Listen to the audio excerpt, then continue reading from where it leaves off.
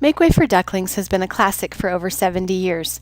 Published in 1941, it won the Caldecott Medal for Best Illustrations of any picture book published that year. Make Way for Ducklings has all the elements of a high-quality picture book. Its soft, sepia-tone drawings complement the story and help move it forward. Children are drawn into the tale of Mr. and Mrs. Mallard, a young couple looking for a suitable place to raise their brood. Children can relate to the mother's anxiety over finding just the right place. They also enjoy the ducks' adventures as they waddle through town, bringing traffic to a standstill. Children are comforted by the story's peaceful conclusion. I've used this book in both my classrooms and at home for years, and it's one of my favorites. My youngest daughter in particular, is so fond of this story. The book's themes of family, community, and change are timeless, and what child hasn't enjoyed the simple pleasure of feeding the birds? For all these reasons, Make Way for Ducklings is considered an icon in children's literature.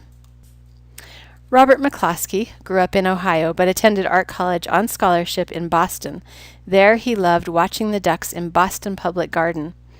After graduating, McCloskey published his first book, Lentil, in 1939. McCloskey's editor at Viking suggested he write a book about ducks. Robert McCloskey spent 2 years studying the birds to get his artwork just right. He studied the ducks at the Museum of Natural History. Not satisfied, he brought a crate of ducklings back to his Greenwich Village apartment. They spent much of their day in his bathtub. He also followed them around with a Kleenex, much to the chagrin of his roommate, author-illustrator Mark Simont.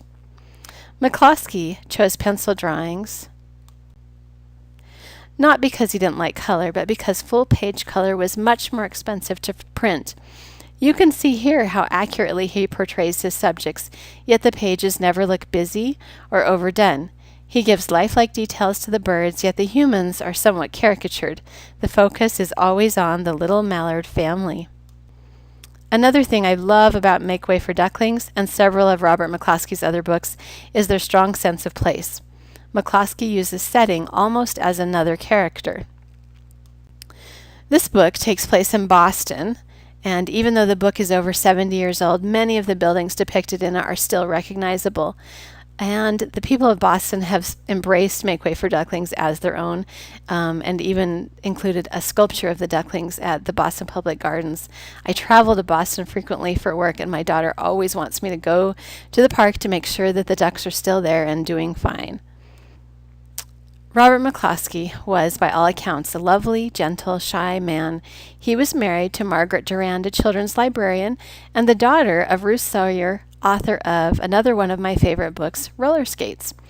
He wrote and illustrated more than 25 books, including Homer Price and Blueberries for Sal. He also co-wrote Johnny Cakes with his mother-in-law. I hope this review has made you want to read Make Way for Ducklings and many other stories by this prolific author.